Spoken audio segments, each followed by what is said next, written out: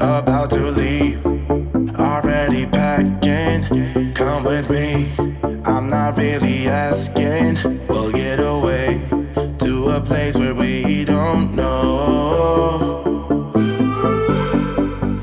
About to see the world in action, what we can be, life with no distractions. We'll get away, this is what we waited for.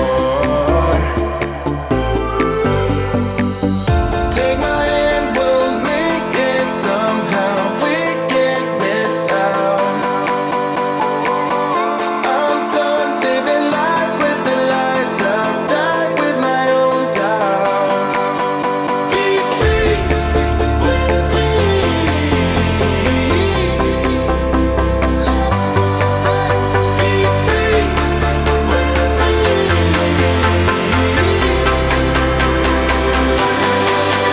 Be free.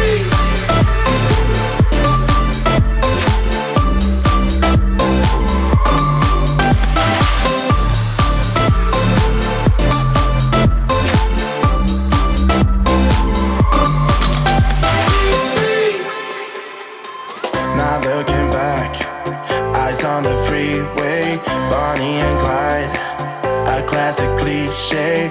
We're on the run, this is what we waited for.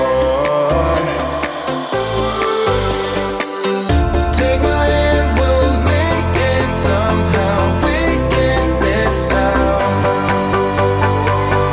I'm done living life with the lights out, die with my own doubts. Be free.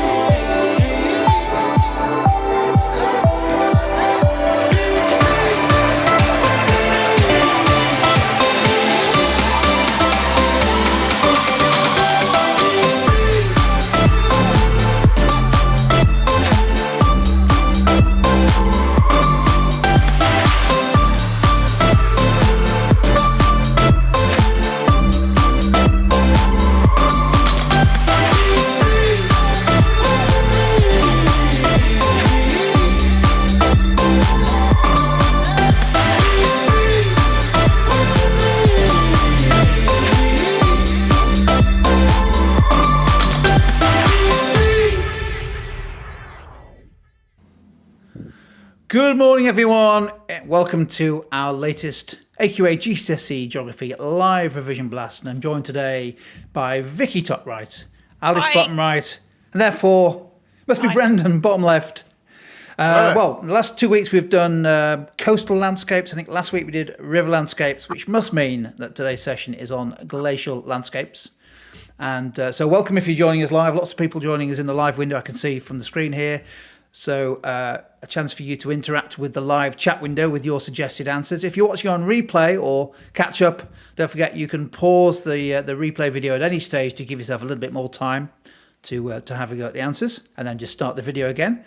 Who wants to give me a quick flavour as to what we're going to cover on glacial landscapes before we crack on with the first activity?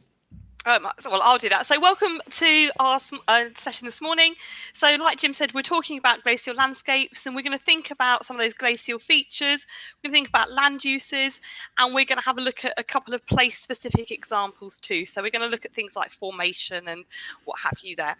So like Jim said, as usual, when it comes to each activity, we'll talk you through what we want you to do in terms of popping your answers in the chat window.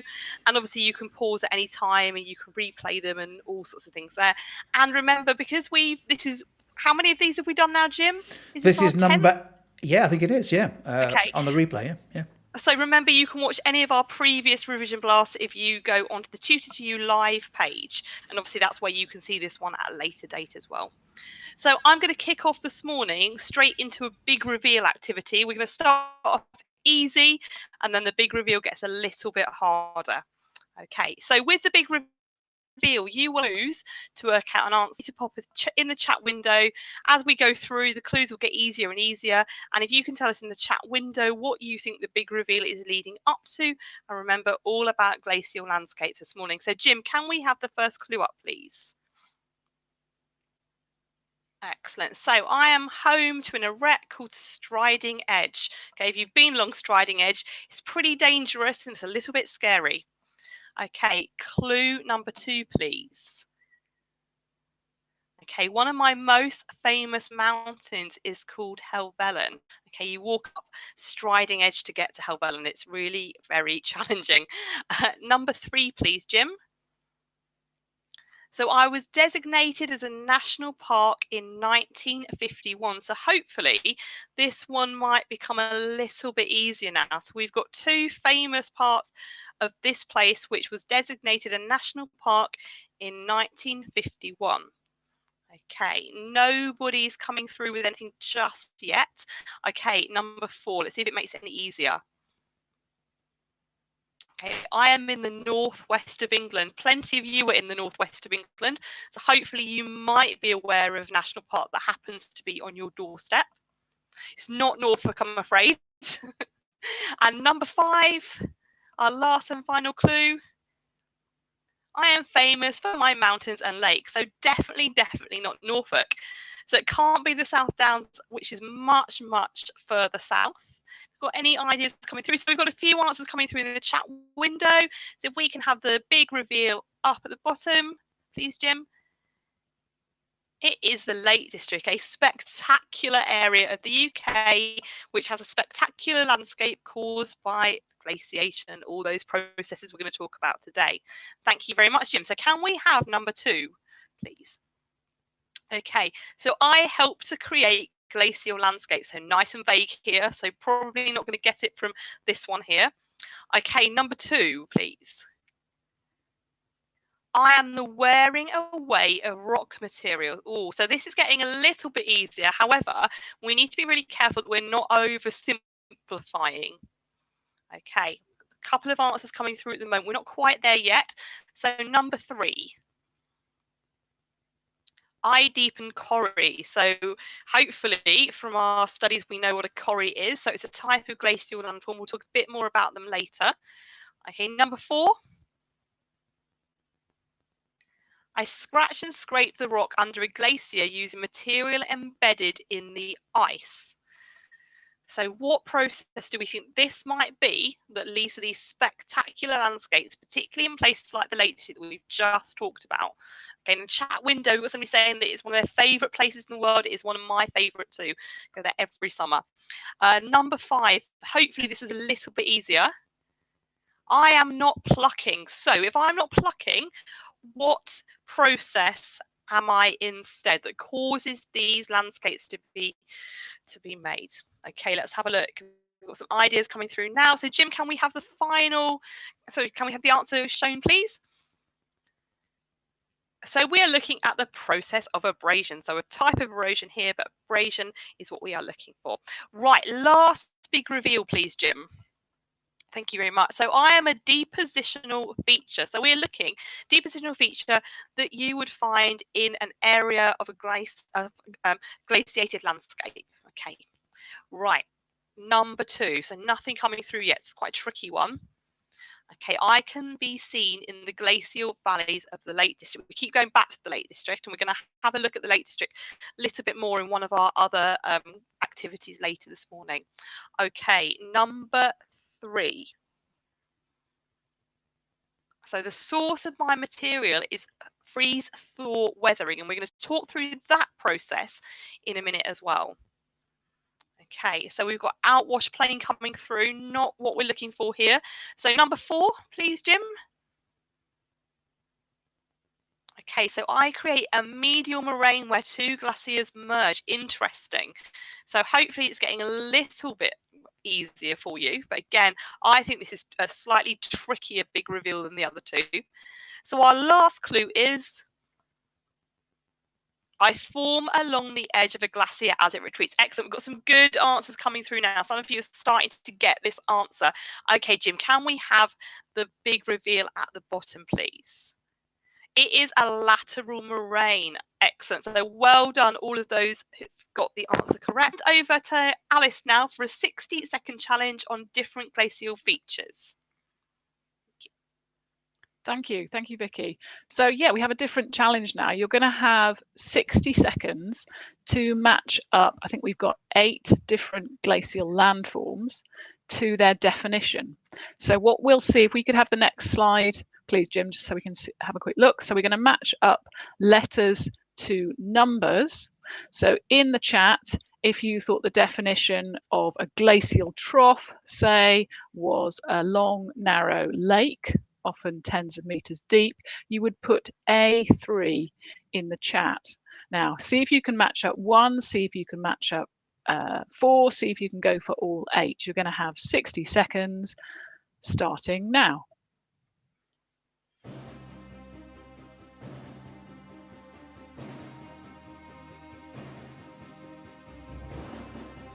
Yeah, as Jim says, just have a go at the first one if you want to, or 2 or 3.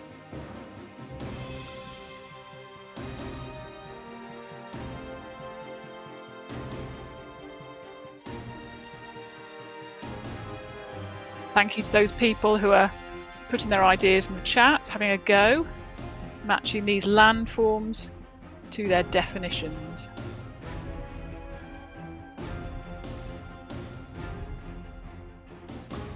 Of course, if you're doing this at home, you could give yourself slightly longer than 60 seconds if you want.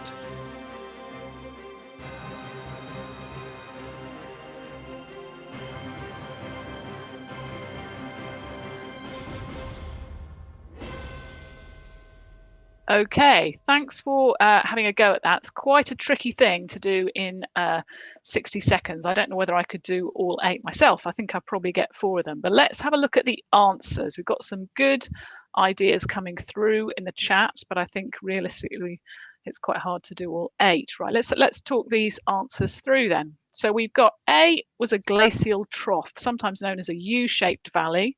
And the definition, so it's A7, steep-sided, wide and flat-bottomed valley formed by abrasion. Then B was a hanging valley. So B4 was what we're looking for. It's a smaller tributary valley found above the main glacial trough. And a clue I put in brackets there was waterfalls. So sometimes you can see waterfalls if you've got to identify perhaps a hanging valley on an OS map. Have a look for the waterfalls coming from the tributary valley and falling back into the main glacial trough. Truncated spur, C1, is formed when a glacier is unable to flow around existing interlocking spurs, so it just ploughs straight through. It cuts them off, and so those are truncated spurs. A ribbon lake, we think of something like Windermere or Ullswater in the Lake District, is a long, narrow lake, often tens of meters deep. And a corrie, a common feature to come off on exam papers or end of unit tests, is a large hollowed out depression found on the upper slopes of glaciated valleys. Again, the clue might be if you're looking at it on an OS map, you might see there's a lake or tarn within it. An arête, I think people got, was a knife edge ridge, often found at the back of a corrie or separating 2 glaciated valleys. And I guess those are quite common features. We've heard about striding edge and swirl edge leading up to Helvellyn in the lakes. And then an erratic is a large boulder that is out of place, found resting on a different type of bedrock. And often the clue people have to this boulder being in completely the wrong place is the giant erratic might be resting on a type of rock that was formed more recently, so on a younger type of rock. And of course, in geological terms, we don't find that. We don't see younger rock that underlies older rock. It should be the other way round. And then lastly, H2, we had drumlins, which are smooth egg-shaped hills about 10 meters high and several hundred meters long, found in clusters or swarms. And that again is a bit of a favorite for a test. So think about with some of these landforms whether you would be able to describe and explain how they form. Okay, thank you. I think I'm handing over to Brendan for the next activity. Thank you, Alice. So we've just had a review of some key features or landforms that we see in glacial landscapes. And it's very important in your learning that you understand not just how to name those and recognize those landforms, but also what are the processes that led to their formation. So the processes fall into two broad categories. You've got erosion and you've also got weathering. So we're now going to look at one of those key processes of weathering, and this is a physical weathering process. So freeze-thaw weathering, if you go to any glaciated landscape, you'll see evidence for it everywhere, especially if you see lots of rocks and boulders that seem to have fallen from further up the hill. Sometimes you'll see great big boulders that are just literally split in two. So you need to know that freeze-thaw weathering causes that. So have a look at these 6 statements. They are currently in the wrong order. So you need to correct that by placing them in the correct order. So I'm going to give you a moment to read through them and then consider by putting in the chat what you think should be the correct order. So for this one, you don't have to write down a huge amount. You just need to rearrange the numbers 1 to 6 into the correct order. So I'm going to give you a few moments to do that now.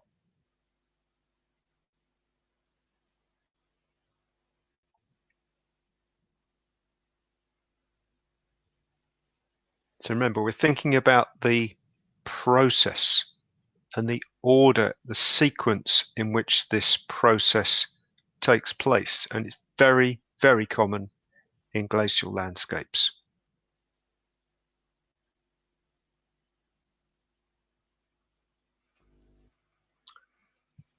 Okay, so make your guesses. What should be the correct order? And shall we see the answer to that, Jim? So the correct sequence is 2, 6, 3, 5, 1, 4. And if we just look at that for a moment, the stages are that water from either rain or melted snow finds its way into the cracks in the rock face. The second stage is that in these landscapes, the temperature will often fall, especially at night, and the water will freeze. And when water freezes, it expands by about 10%. So that's the third step, and that happens to be number 3. That expansion puts enormous pressure on the rock on either side of the crack, prizing it apart. So the crack becomes wider and wider. Next step is that during the repeated cycles, 24-hour cycle, the ice melts. It can sink deeper into the crack and then freeze again. So you get a kind of almost like a wedge created between this pieces of rock. Finally, over time, large blocks of rock can be shattered apart by repeated cycles of this weathering process.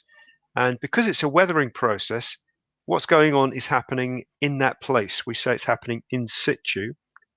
And then what happens is that quite often the bits that have been broken apart will either just fall apart where they are, but if it's happening up high on a cliff face, parts of those will often fall down and end up as a whole sort of debris of scree at the bottom of the hill. So that's freeze-thaw weathering. Sometimes it's called frost shattering, but you need to call it freeze-thaw weathering generally speaking. And we will now go back to Alice for the next activity. Thank you. Thank you, Brendan. So we've heard what kind of the extreme weather can do in some of these upland areas that were once glaciated. And I want you to think about this question here. Why is it difficult to farm crops, therefore, in glaciated upland areas? And I'm going to give you 30 seconds to think about it, and ideally try posting some ideas in the chat window. There's more than one correct answer, or there are a number of things we can talk about here. So let's start the clock, please, Jim.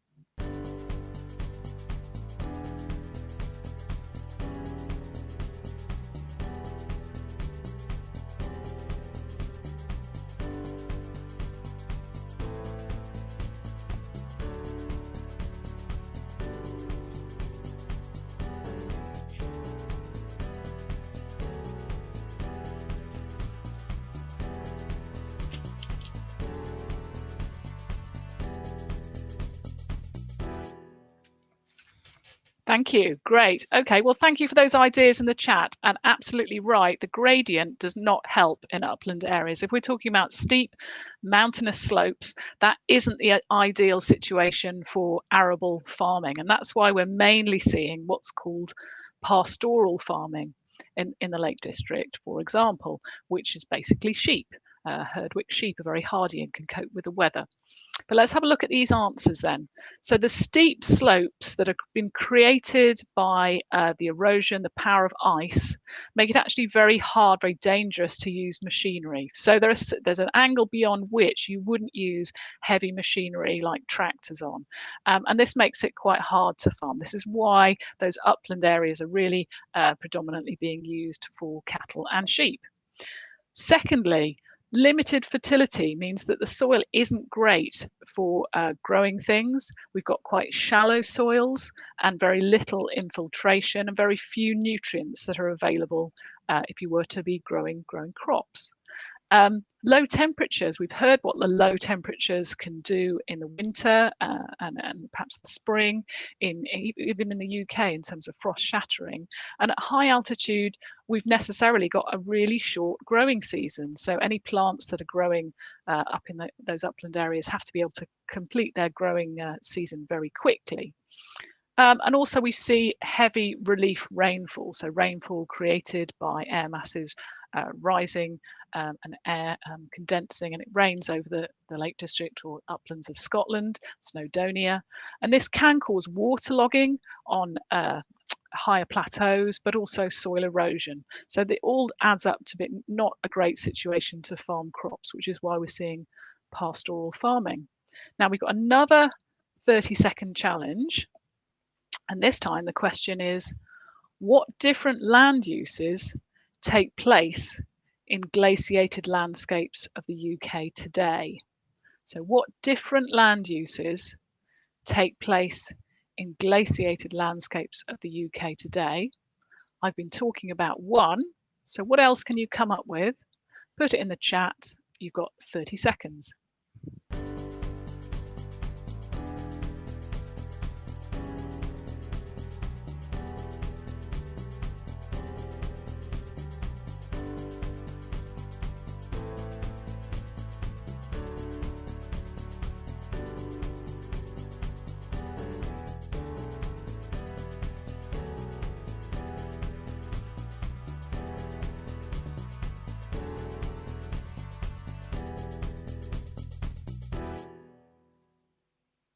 Okay then, right, I'm just going to give you a few more seconds because I can see from my last question I was getting ahead of some people in the chat, so there's still time to put an idea or two in the chat window, and I'll keep a lookout for them. So we've discussed how and as I can see people are commenting in the chat, these soils are not very fertile, so we're not talking about arable farming, but we are talking about stock farming, such as sheep in the Lake District. Great. Thank you to people that are contributing. We've also got large areas of forestry, and that's absolutely right. And if I have a look at the answers we've got on this slide, yep, we've got animal grazing. So demand for wool creating a lot of sheep farming, particularly in the Lake Districts and other areas. We've got specialist meats being farmed in some upland areas. Think about Scotland and Highland cattle and ostrich. Commercial forestry is another thing that has taken on in terms of large land use within upland areas, and forestry organisations going for fast growing pine and spruce, which is good for furniture making, construction, and also wood chip created into biofuel. Now we're going to touch on this later, but tourism is another key land use in some glaciated areas, and of course some areas are officially national parks, which are great for hill walking and in some cases water sports. Okay, so some good ideas in the chat there. Can we go for our last 30-second challenge, please? Okay, why does quarrying take place in some glaciated upland areas? So the thing we haven't touched on in terms of a land use, why does quarrying take place in some glaciated upland areas? have a think, tell me about it in the chat.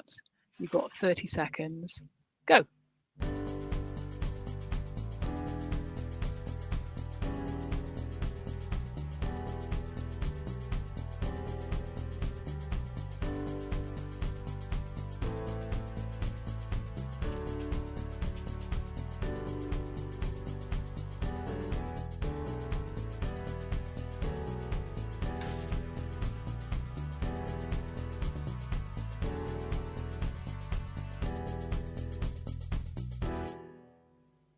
Gosh, 30 seconds isn't long at all. I'm going to give you a few more seconds just to pop your ideas in the chat. I've got some good ideas coming through.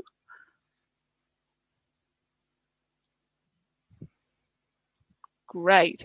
So why does quarrying take place in some glaciated upland areas? As people are saying in the chat, there are some very special rocks or ores found in these areas which have an economic value, and therefore the mining and the quarrying of them will create jobs in areas which, though sparsely populated, probably don't have very many different types of jobs for people to do.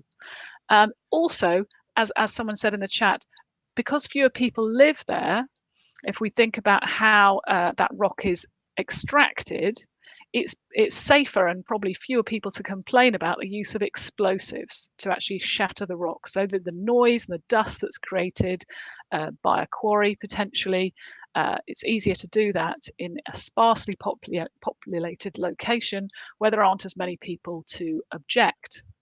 So in upland areas, glaciated areas of the UK, we see slate, limestone and granite quarrying. These all have a high economic value, and as I've said, this is creating lots of jobs for people. So while people often arrive in a national park and think it's quite strange to see an operating quarry within a national park, remember that part of the objective of national parks is allowing people to continue to work and creating perhaps a sustainable environment rather than something that is preserved with no one actually working in that landscape. So that's an interesting challenge for us, and you might need to be able to explain the different land uses when it comes to an exam. Thank you. Right, I'm going to hand over to Vicky for the connection wall, I believe. Okay, thank you. So we are going to continue looking at these different types of land uses again. Again, like Alice just said, that you might be asked to explain these in exam questions. So we thought we'd go over them and look at these different land uses in a little bit more detail. So with the connection wall, we've done these several times before. We've got 16 phrases on the screen, and they get divided up into 4 different groups. So what we're going to do to begin with is we're going to have a look at the ones that we think are to do with farming. So one of the main uses in places like the Lake District, the Scottish Highlands and other glaciated upland areas. So what we would like you to do is to pop the ones that you think are connected to farming in the chat window. You don't need to type the entire box down, just something that is going to make us recognize that that's the right box. And again, if you're watching this on replay, then obviously you can give yourself a little bit more time. We'll give you a few moments to have a look and see which ones you think are connected to farming. There are a couple that perhaps can go into 2 or 3 different categories, but which ones are really, really obviously connected to farming? Okay, so I'll give you a few minutes to have a look at what you think might be there. So perhaps have a look at animals, think about ones that maybe mention crops. Okay, so we have some answers coming through already, which is really, really promising. Give you a few more moments to see if you have anything else that you think is linked to the farming group. Okay, a couple more things coming through. Excellent. I'll give you one more moment here. Excellent. Right, Jim, can we have the first 4 revealed, please? Thank you. So we have a look. We've already talked about those upland fell slopes being used for grazing, which is why you see sheep everywhere, particularly in the Lake District. And like Alice has already said, it's not appropriate for using big farm machinery up there. We've got lowland areas in Vai, so they're used for they've got this nice thick layer of glacial till, which means that you can grow crops, but actually more often they're used for bringing those big herds of sheep down for lambing time as well. And if you go up to the Lake Districts sort of in spring, early summer, you will see that happening quite a lot. Sheep can tolerate wet, windy conditions. They are up on the hills. They've got really good legs for climbing up and down those steep slopes, but they also have that natural source of insulation with their wool. And they've got lanolin over their wool, which keeps that moisture out, which is why they feel a little bit greasy if you ever get close enough to a sheep to touch it, which you shouldn't, obviously, because they are not pets.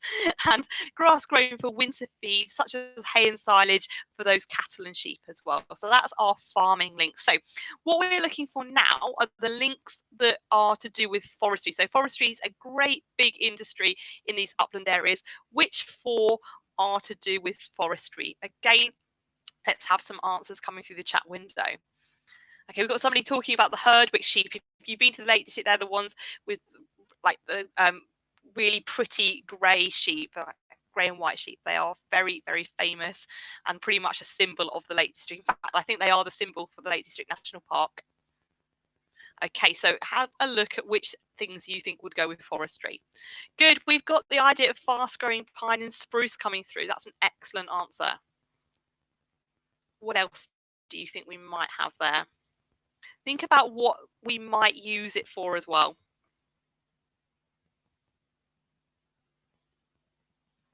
Okay, I'll give you a couple more moments. Brilliant answer coming through that conifers are well adapted to that acidic soil. That's a really, really good answer. Lots of other trees wouldn't be able to cope with that at all and wouldn't grow. Okay, Jim, can we have these four revealed, please? So like we said, we've already got the conifers adapted to those acidic soils. We've got the fast-growing spruce and pine, which means it's really useful for those, those industries there. We've got plantations on steep slopes. So, for example, if you have been to any of these places, you've got like this big forests everywhere. In the Lake District that we've talked about a lot today, you've got Grisdale, particularly you've got the Whinlatter Forest, and we've got the fact that they are used in furniture in the construction industry, wood chip also for biofuels, so lots of things there. Okay, our next connection is quarrying. So if you can find the four that you think are linked to quarrying, pop them in the chat window. We'll give you a few minutes again. So again, we talked about quarrying in the last activity. Which ones here do you think are linked to quarrying? Okay, I'll give you a few moments. Again, if you are doing this in your own time after the live blast, then obviously you can pause for a bit. Okay, we have some good ideas coming through at the moment. Think about what we just talked about in the 30-second challenge. Good. We have got limestone used in the chemical industry. Excellent answer. And we've got hard resistant rocks such as granite coming through. Okay, the Lake District in particular is really famous for some of these resistant rocks. Sand for making cement, super. Some really good answers coming through. How can we get the last one? So we've managed to find 3. Perfect. There we are. So Jim, if we can have those 4 highlighted, please.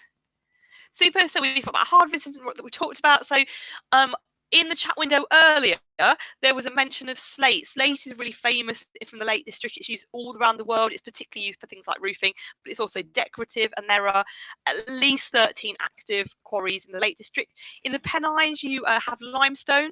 It's widely used for building material. If you've been like places like the Yorkshire Dales, you've got these spectacular limestone pathways at the top of great big hills and things. And you've got granite from the Highlands, so fancy worktops, and it's also used in curling, interestingly.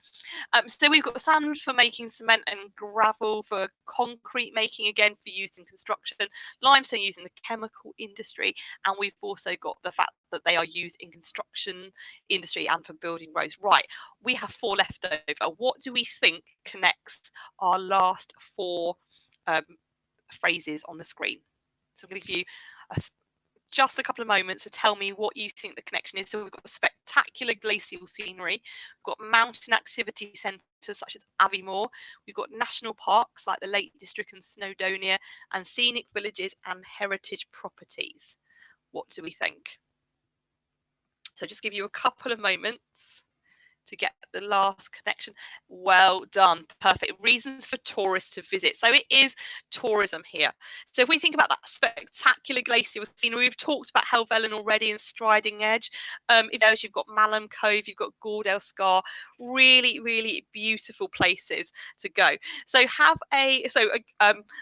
we have a look at scenic villages and heritage properties, obviously really important for tourism. And in fact, lots of these places, tourism is one of their most important economic activities, because it is quite difficult for those other economic activities to run. Right, thank you very much. Some really good answers coming through. I'm just going to hand back over to Brendan now for an on-balance activity looking at the Isle of Arran. Excellent. Right. Thank you for that, Vicky. And we are bouncing into a case study, or an example alert, should we call it, of the Isle of Arran. Now, the Isle of Arran is in Scotland. If you ever go to Scotland, there are certain parts of Scotland where it's a really good opportunity to look at glaciated landscapes or glacial landscapes. So one of those is the Isle of Arran, which is off the west coast of sort of southern Scotland. And it's often called Scotland in miniature, because it's a bit like Scotland in the sense that it's got a lot of very high mountainous territory to the north, and it's not quite so hilly to the south. There's kind of a split halfway between the north and the south of the island. It's often called the Sleeping Warrior because its profile looks like someone asleep if you look at it from the east coast, and it goes up to a summit called Goat Fell, which is in the northern part of the island, and that's 874 meters, or 2,866 feet in the old imperial measures. So it's a beautiful landscape, glacial landscape, and therefore there are going to be landscape uses and conflicts to manage there, including that of tourism. So we're looking at that now on balance. So your first question is, and this would apply probably to any glaciated landscape in the UK, but what benefits does tourism bring to the Isle of Arran?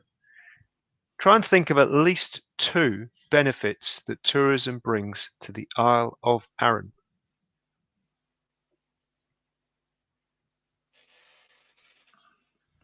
So if you get a chance to jot down your thoughts in the chat, that would be good. So positive things, benefits, advantages of tourism. We've got some good ideas coming through there already. So let's have a look at 2 of those answers there, Jim.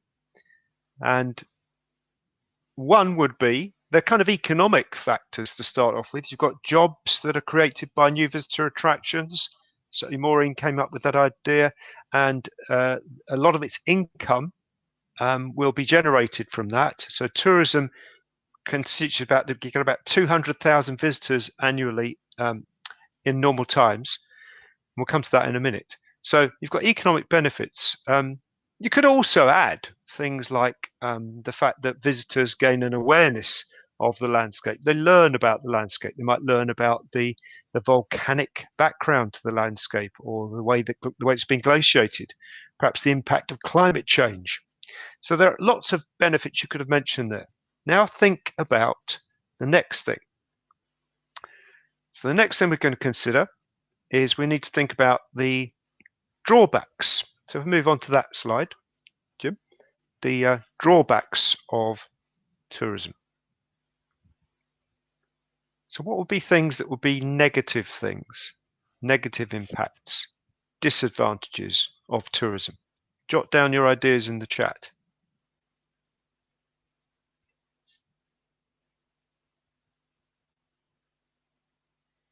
By the way, another very good positive came through there from Harold about the positive aspect of conserving special places, because the income from tourism helps to fund that. Very good point.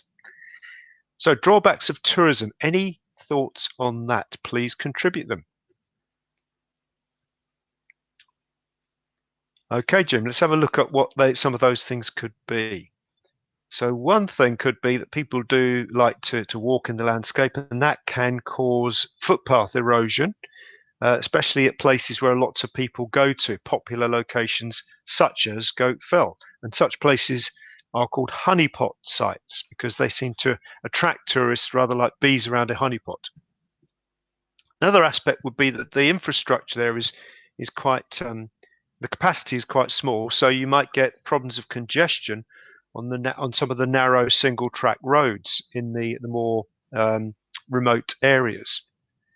Now, there are other things you could have mentioned there. You could have mentioned things like litter, or the fact that, particularly over the last 2 years, we've realized that tourism is quite an unreliable source of income. It can just suddenly switch off if something happens. So, for example, the pandemic has caused tourism to just stop in many parts of the world, and Arran would be no different in that respect.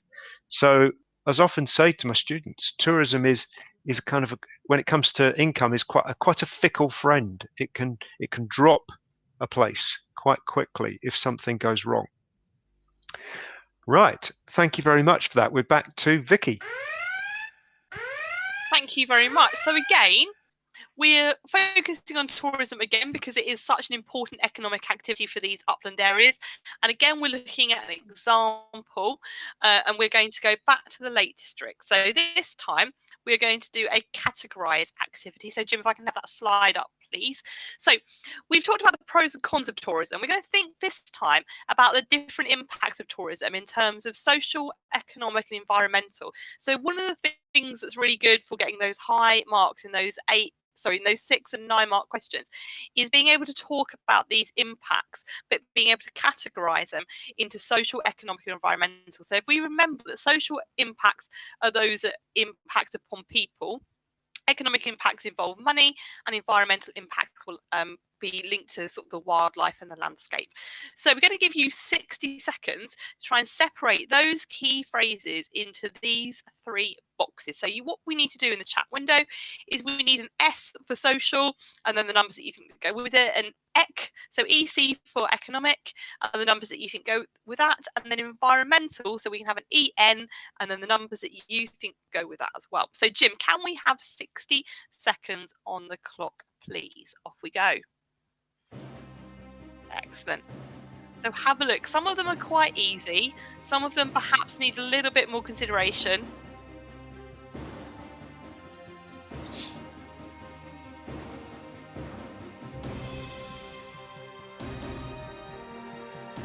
Okay, think about which ones you think are about people, which ones are about money, which ones are about the actual environment, so the wildlife, the animals, the trees, the water, that sort of thing. Okay, we've got some good answers coming through so far. Well done.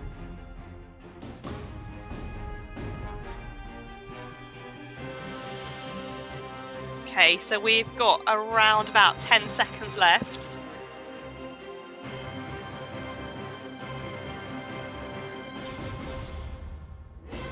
Okay, excellent. Well done for having a go there. It's quite tricky again to get that all done in 60 seconds. Obviously, if you're watching this later, you can pause and you can give yourself a few extra minutes if you need to. So, Jim, can we have them into the right categories, please? And then we can talk you through them. Super. So we have a look at the social impacts first. This one came through that 89% of visitors arrive by car into the Lake District. This leads to parking and congestion issues. And if we have a think about the types of roads that you get in these like little glaciated areas, they are really small. They are quite narrow. So there's all sorts of problems caused with that. And it will be especially bad in towns like Windermere and Ambleside, around the lakes like Ullswater, etc. And that's going to cause all sorts of problems for local people as well. We also have a lack of affordable housing, although you could argue this is kind of an economic impact as well, but it does really impact upon the people in the Lake District. So 20% of properties in the Lake District are second homes or rentals. So that means that the demand is outstripping the supply, and obviously that's going to cause those house prices to go up really quite high in the Lake District. So possibly putting them out of reach of local people, particularly local young people. Okay, so if we look at the impacts economically of tourism, This one came through the chat window. Locals work in shops, cafes, hotels, in settlements such as Ambleside, also places like Grasmere and Windermere as well. There are thousands of people that work in these in these types of businesses. It is actually seasonal quite often, this work, but it is still providing work for these people there. Tourists spend about £1 billion annually, so that's obviously bringing lots of extra revenue into that area that wouldn't be there without tourism. And then at the bottom, we've got new businesses like adventure tourism provides jobs. So, for example, you've got Go Ape Centre in Grisdale, you've got water sports on Windermere, all sorts of things that are being boosted. And again, those jobs are being provided to an area where there are fewer employment opportunities in other areas. And then if we have a look finally at the environmental impacts, we've got things like footpath erosion and damage to grass verges. So parking is a real problem. These honeypot sites in particular, like Scafell Pike, Helvellyn, people are flocking there to walk. There's parking issues. You've got lots of people up and down those slopes. You've got litter being dropped, all sorts of things there. Parking around places like Buttermere, another honeypot in the Lake District.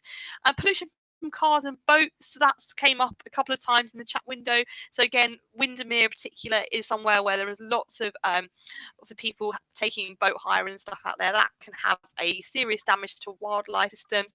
And then we've got right at the bottom, dogs disturbing sheep and cattle. Okay, people walking their dogs, often causing disturbances to the farmers' livestock, which is an environmental impact, but also you can argue is an economic impact, because that's going to have an impact on the farmer's livelihood. Right, well done. We've had some really good answers coming through. We've got some good geographers watching live today. Lots of really good examples here. Well done. Superb stuff. I was just thinking, Vicky, and on that last activity there, the Lake District in particular, it will be tested, won't it, this summer in 2021? Yeah, absolutely. Lots of people visiting these amazing places, perhaps for the first time or not for a long time. The environmental impact could be quite significant unless it's managed actively. Well, we actually went last summer, and we go every year, and it was busier last summer than I've ever seen it. So all those issues that we've talking about were really clear to see when we were there. Could be a big year, a massive year for the UK tourism industry, but lots of potential issues. Hopefully, everyone will leave the sheep alone and not go petting them like you were suggesting you were doing. Yeah, well, that's the experience of having a 9-year-old who's obsessed with sheep. Fantastic. Great session. Many thanks to Brendan, Vicky and Alice for guiding us through a fantastic session there on glacial landscapes. Really good. As Vicky mentioned at the start, you can go to tutor2.net/live. And if you use the filter there to go GCSE Geography, you can see the replays of all our previous and this sessions. Just looking at the clock, it should be live in about 30 seconds actually. So perfect for that, perfect timing. You can also download the PowerPoints if you want to just look through the slides and the activities, maybe as part of your revision before assessments. That's a good thing to do as well. And we've also got some other GCSE subjects on there as well. You might be studying, like, I don't know, sociology or business. So take a look at those as well. We are back next week. So if you subscribe to the YouTube channel, you'll get an alert to let you know what the subjects or what the topics are for the next sessions coming up. Please like the video on YouTube. Urbanisation next week. Oh, fantastic. Urbanisation. Thank you, Vicky. Should be a cracker. Another popular session. Please give us a thumbs up on YouTube if you found the session useful, either live or if you watch on replay, to help YouTube suggest this session to other GCSE Geography students. But for now, hopefully revision's going well, and we'll see you for our next session. So see you later. Excellent. Bye. Bye.